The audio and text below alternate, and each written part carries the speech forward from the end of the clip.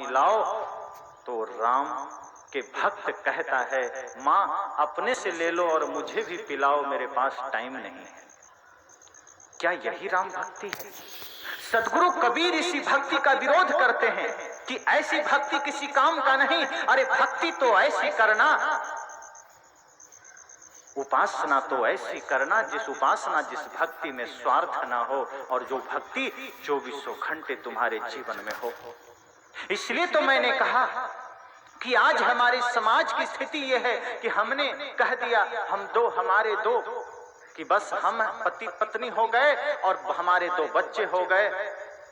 जिस माता पिता ने आपको बड़े अरमान से योग्य बनाया, वो माता पिता कहाँ चले जाएंगे? जिन माता पिता ने अपनी जवानी खपा दी आपके उद्भव में, आपके विकास में, आपके निर्माण में, वो माता पिता क्या वृद्धाश्रम चले जाएंगे? यदि आप ऐसा करते हैं तो ध्यान देना, आने वाली पीढ़ी अर्थात आपकी जो संतान होगी आपके साथ भी वही करेगी, और उस वक्त आप कहोगे जन्म सब धोखे में खो दिए।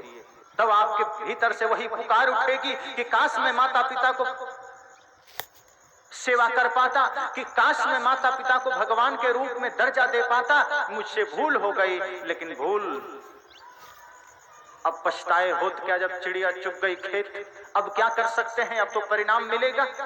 इसलिए सदगुरु कबीर कहते हैं कि मैं उस ध्यान की बात करता हूं, मैं उस प्रार्थना की बात करता हूं, मैं उस प्रेम की बात करता हूं जो एक क्षण के लिए ना हो, जो 1 घंटे के लिए ना हो, जो 24 घंटे के लिए हो। ध्यान सदगुरु कबीर श्वास की तरह कहते हैं, उठत बैठत कबहू न छूटी ऐसी तारी लागी। सदगुरु कबीर कहते हैं सत्संग सिर्फ 2 घंटे ना हो, 24 घंटे हो।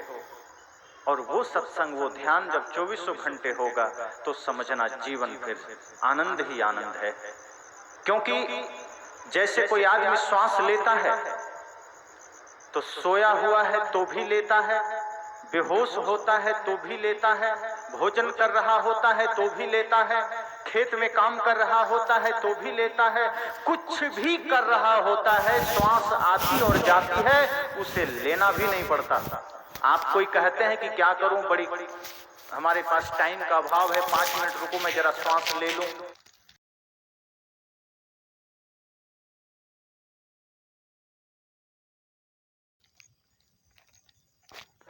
या आज मेरे पास टाइम नहीं है, देखता हूं 10 मिनट बाद श्वास ले लूंगा।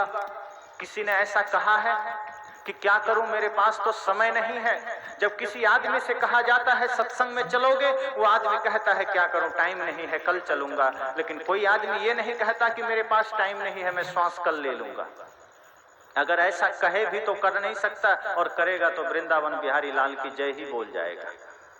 क्योंकि श्वास तो आती है जाती है, उसके लिए आपको प्रयास नहीं करना पड़ता। सदगुरु कबीर कहते हैं भक्ति वैसे ही तुम्हारे जीवन में हो जाए, प्रार्थना वैसे ही हो जाए कि आप खेत में काम करो, खलिहान में काम करो, दफ्तर में काम करो, भोजन बनाओ, उस वक्त प्रार्थना में ही रहो, उस वक्त ध्यान में ही रहो। और जब ध्यान में रहोगे तो जो भोजन बनाओगे वही भोजन परमात्मा का भोजन बन जाएगा। जब ध्यान में रहोगे तो सड़क में झाड़ू मारोगे तो वही झाड़ू मारना मंदिर का झाड़ू हो जाएगा। और जब खेत में काम करोगे तो वही काम करना पूजा हो जाएगी। ये ध्यान, ये प्रार्थना, ये पूजा की बात सदगुरु कबीर कहते हैं। लेकिन आज आदमी इतना आलसी हो गया, इस विज्ञान के युग में आदमी में आलस बढ़ा है। वो भक्ति, सत्संग और सेवा को भी थोड़ा सा बायकॉट करता है, साइड में रखता है और कहता है, कई लोग गरीब होते हैं, वो कहते हैं मैं गरीब हूं। एक बार कुछ संतों ने कहा सत्संग कर लिया करो। उसने कहा क्या करें महाराज, क्या करें साहब, क्या करें गुरुजी, हम तो गरीब हैं। तो गरीब सत्संग करने में तुम्हारी गरीबी क्या बाधा बन रही है? उसने कहा क्या करें, माइक लगाना पड़ेगा, क्या करें, पंडाल लगाना पड़ेगा। कह रहे माइक और पंडाल से ही सत्संग थोड़े होता है, और सत्संग का संबंध माइक पंडाल से है, ये किसने कह दिया? उसने कहा मुझे तो लगता है कि बिना माइक बिना पंडाल के सत्संग हो नहीं सकता। संत ने कहा तुम्हें याद होना चाहिए कि जब महात्मा बुद्ध जंगल में चले जा रहे थे और अंगुलीमाल मिल गया था, तो ना कोई पंडाल था, ना कोई माइक थी, ना कोई वहां भीड़ थी, 2 ही व्यक्ति थे। 10 मिनट में वो सत्संग हो गया जिससे अंगुलीमाल बदल कर अहिंसक हो जाता है। कहा जब सप्तऋषि चले जा रहे थे और रास्ते में रत्नाकर मिल जाता है और रत्नाकर से आधे घंटे का सत्संग हुआ और ना कोई माइक ना कोई पंडाल, और उसी आधे घंटे में सप्तऋषि के ज्ञान से रत्नाकर बदलकर वाल्मीकि हो जाता है। कहा वो सत्संग। उस व्यक्ति ने कहा बात तो ठीक है लेकिन पैसे नहीं है।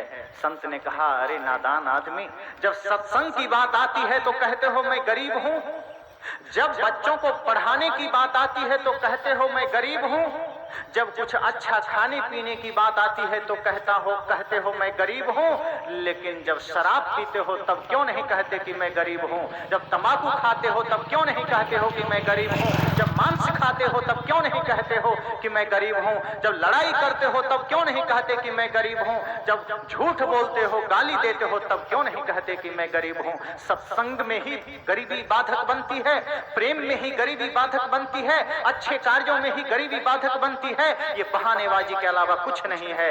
अगर तुम गरीब हो तो शराब छूट जाना चाहिए, अगर तुम गरीब हो तो मांस छूट जाना चाहिए, तंबाकू छूट जानी चाहिए, झूठ छूट जानी चाहिए, लेकिन तुम गरीब मन से हो, तन से नहीं हो। जो व्यक्ति चाह ले वो भक्ति कर सकता है। रावण के पास वैभव था, सोने की लंका थी। आज किसी आदमी के पास एक सोने की अंगूठी हो जाए तो माघ में भी वो धरती छोड़कर चलता है, स्वेटर नहीं पहनता। उसको इतनी गर्मी फूंकती है एक सोने की अंगूठी की कि वो माघ में भी स्वेटर खोल देता है। और रावण के पास तो सोने की लंका ही थी, सोचो उसका अहंकार कितना बड़ा रहा होगा।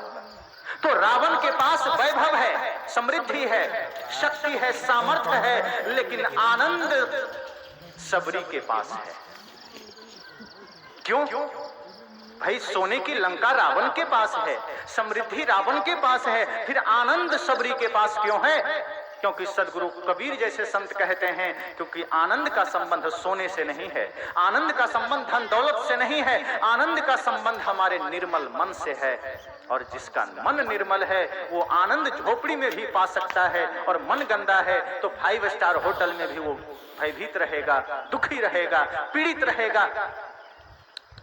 दुर्योधन के पास अट्टालिकाएं हैं, राजमहल है, लेकिन आनंद विदुर के घर है, इसलिए कृष्ण का कदम विदुर के घर चला जाता है। दुर्योधन का आतिथ्य स्वीकार नहीं करते कृष्ण जी। सदगुरु कबीर कहते हैं इसलिए ये रोना मत रोना, ये आंसू मत बहाना कि क्या करें हम गरीब हैं, ये मत कहना कि क्या करें हमारे पास टाइम नहीं है। अरे टाइम तो वही 24 घंटे सबको मिलता है, क्यों रोते हो टाइम नहीं है? उसी टाइम में सब कुछ करते हो। और भजन सत्संग और ज्ञान ध्यान की बात आ जाए तो टाइम नहीं है। टाइम कब मिलेगा, समय कब मिलेगा? जब मृत्यु सामने आ जाएगी तब, जब मौत सामने खड़ी होगी तब। कहा तब मोहलत नहीं मिलेगी। अंबानी, बिल गेट्स, टाटा, बिड़ला, डालमिया जैसा आदमी अगर मौत आ जाए सामने क्या करेगा? वो रुपए का बंडल मौत के सामने दे देगा कि 10 मिनट का समय दे दो। तो क्या आपको लगता है कि मौत रुपए का बंडल देख करके उसको समय दे देगी? कभी नहीं देगी। एक गरीब के लिए भी मौत उतना ही अहमियत रखती है जितना अमीर के लिए। इस जीते जी भले ही वो आदमी समझे कि मैं अमीर हूं, जीते जी वो आदमी भले ही समझे कि मैं सबसे बड़ा धनी आदमी हूं, लेकिन जब मृत्यु सामने खड़ी होती है तो उस मृत्यु के सामने राजा भी, रंक भी, संत भी, भक्त भी, गरीब भी, अमीर भी, पापी भी, पुण्यात्मा भी एक जैसा हो जाता है। उसके सामने एक जैसी स्थिति हो जाती है। अंतर सिर्फ इतना होता है कि सदगुरु कबीर कहते हैं एक सिंहासन चढ़ी चले, एक बंधे जात जंजीर। बस यही फर्क होता है। जाना दोनों को है, यात्रा दोनों की होगी, बस अंतर यही होगा कि एक सिंहासन चढ़ चले, एक सम्मानित होकर जाएगा, एक का गुणगान होगा, एक जाएगा तो उसकी यादें रह जाएगी, लोग रोएंगे, और एक जाएगा तो अपमानित होकर जाएगा, एक जाएगा तो गाली खा के जाएगा। अंतर इतना ही होगा, लेकिन जाना सबको होगा। इसीलिए सदगुरु कबीर कहते हैं कि मैं जब ध्यान की बात करता हूं, मैं जब प्रेम की बात करता हूं, मैं जब सत्संग की बात करता हूं, तो इसका अर्थ ये मत समझ लेना कि मैं किसी कालखंड की बात कर रहा हूं, समय के किसी टुकड़े की बात कर रहा हूं। मैं जब सत्संग कहता हूं तो इसका यही मतलब है 24 घंटे सत्संग। मैं जब प्रार्थना कहता हूं तो इसका यही मतलब है कि भीतर प्रार्थना ही चलती रहे। तन से काम, मन से राम, कहे हैं कबीर सरे दो काम। कि तन से कार्य होता रहे, मन से राम होता रहे, फिर दोनों काम बनता रहेगा। यहां तो कई बार ऐसा होता है कि जब मैंने देखा है स्वतंत्रता दिवस के दिन अभी मैं देखा, पूरा भारत राष्ट्रभक्ति से रंग गया। चारों तरफ ऐ मेरे वतन के लोगों कर चले हम फिदा, और ना मालूम कितने राष्ट्रीय गीत बजने लगे। लेकिन जैसे ही 16 अगस्त हुआ, बस वही फिल्मी गाने शुरू हो गए चारों ओर। लोगों को राष्ट्रभक्ति से कोई मतलब ही नहीं रहा।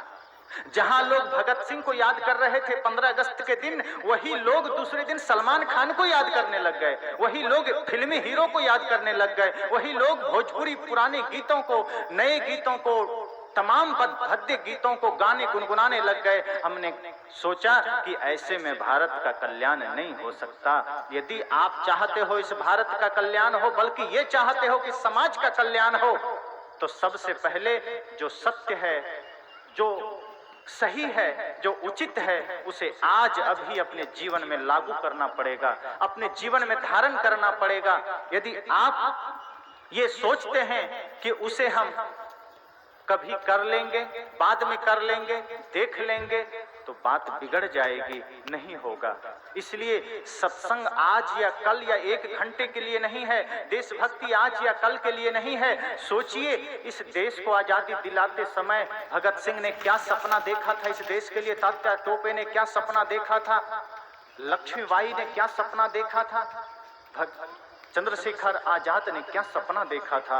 यदि आज हम उनके सपनों को जरा याद करें, अभी सुने ना, कुछ याद उन्हें भी कर लो जो लौट के घर